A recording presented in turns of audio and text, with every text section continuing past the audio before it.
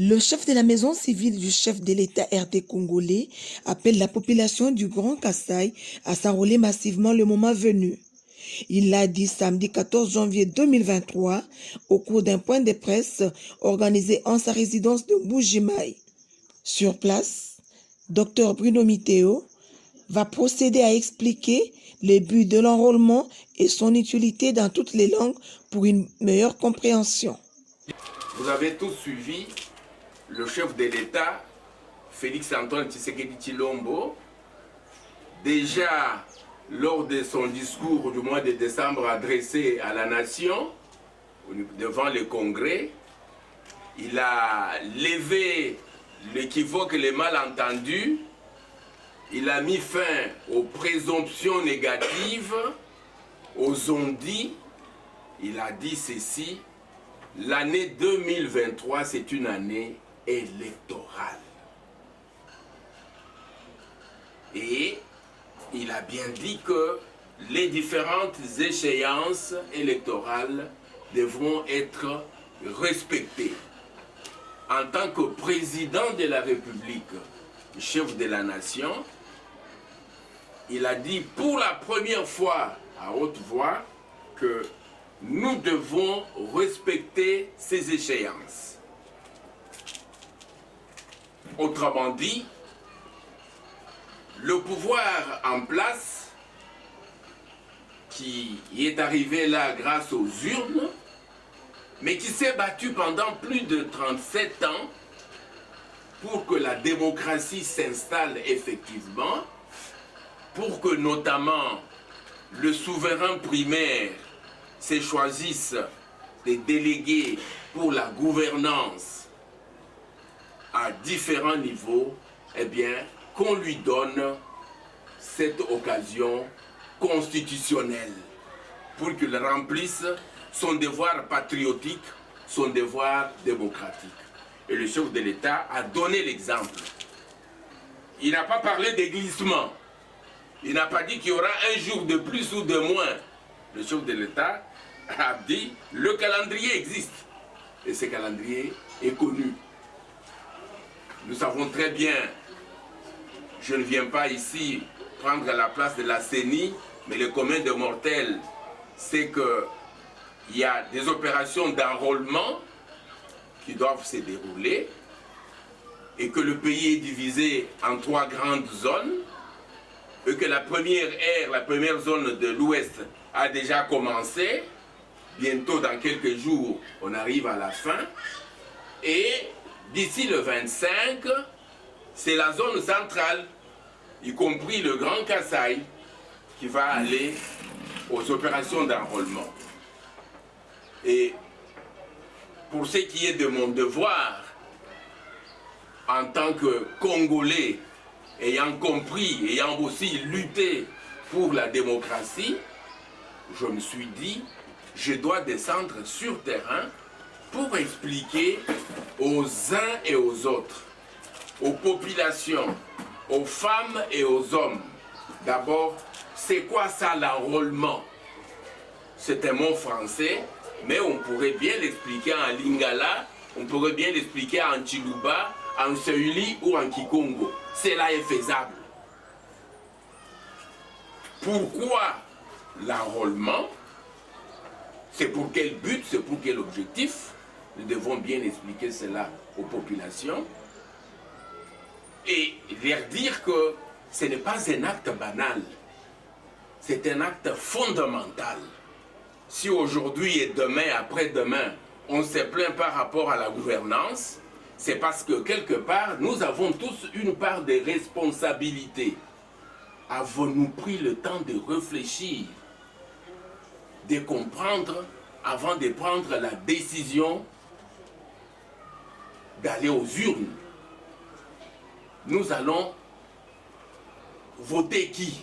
Mais avant cela, c'est la période qui nous concerne pour le moment, sur laquelle j'insiste, il faut être en position juridique et administrative de pouvoir aller aux urnes.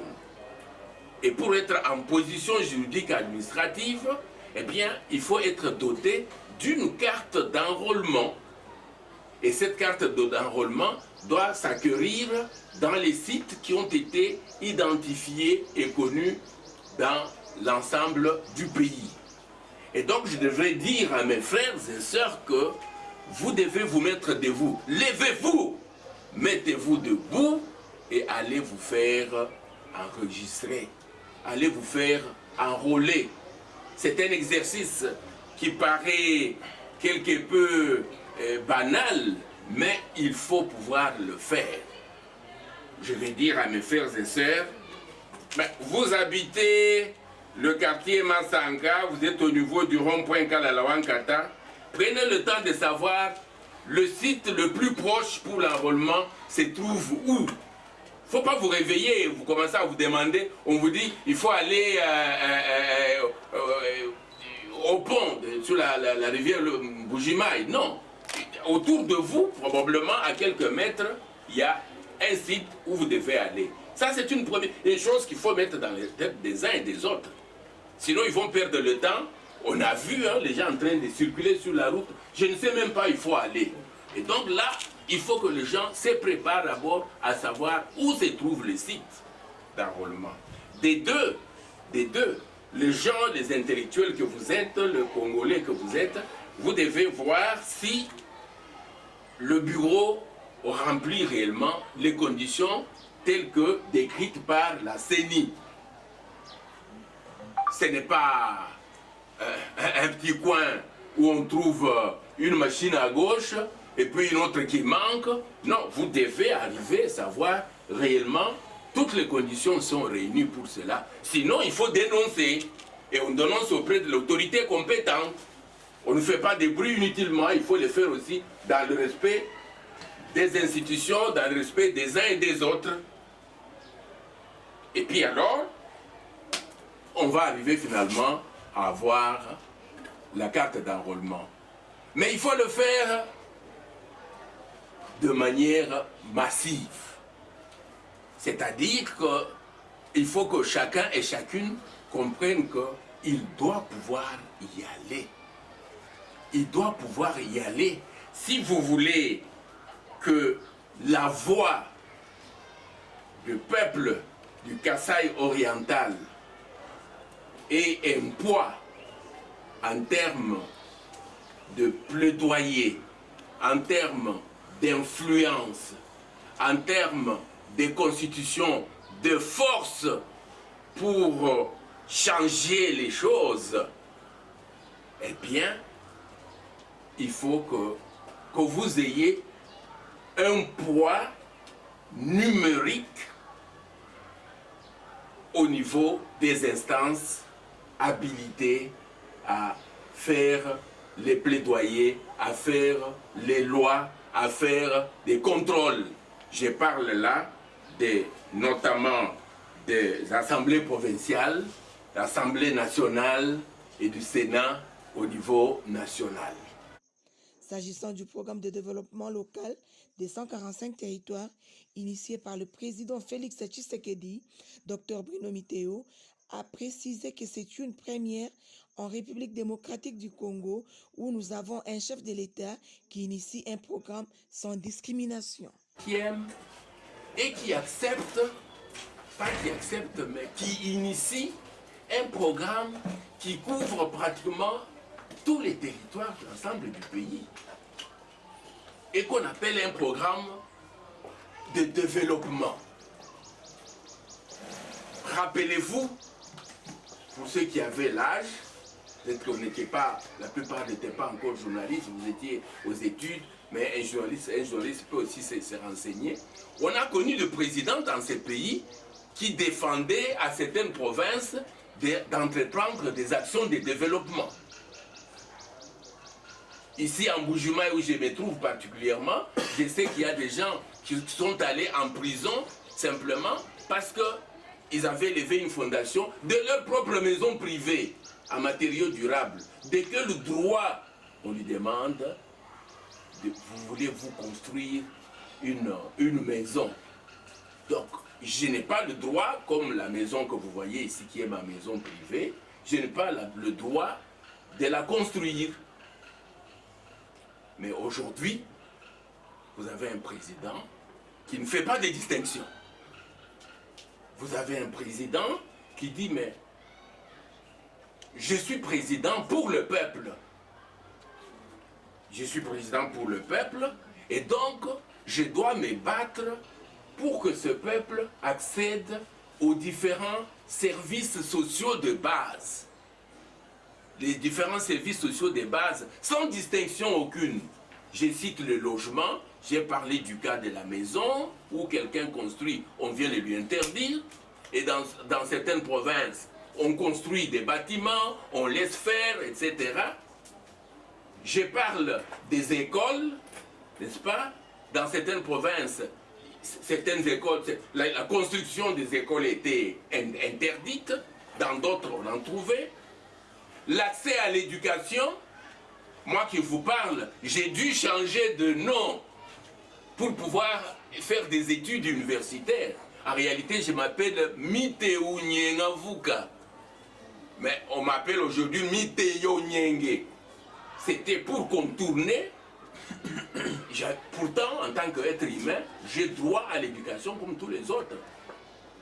Si vous voyez sur ma carte, j'ai dit, je suis né à Wambwanyema. C'est pas vrai cela. Mais c'était en fait pour que je puisse accéder à ce que la Constitution reconnaît à tout Congolais. Accéder à l'éducation, accéder aux soins de santé et avoir un habitat convenable et manger à sa faim et savoir communiquer avec une bonne liberté. Eh bien, le chef de l'État aujourd'hui, à travers ses programmes, libère déjà un certain nombre de services de base, des services sociaux de base. On vous parle des centres de santé, on vous parle des écoles qui sont en construction, on vous parle des maisons des administrateurs sur le plan de la gouvernance, on vous parle des routes, on vous parle de beaucoup d'autres services, notamment des services d'agriculture, de pêche, d'élevage, d'aquaculture, etc.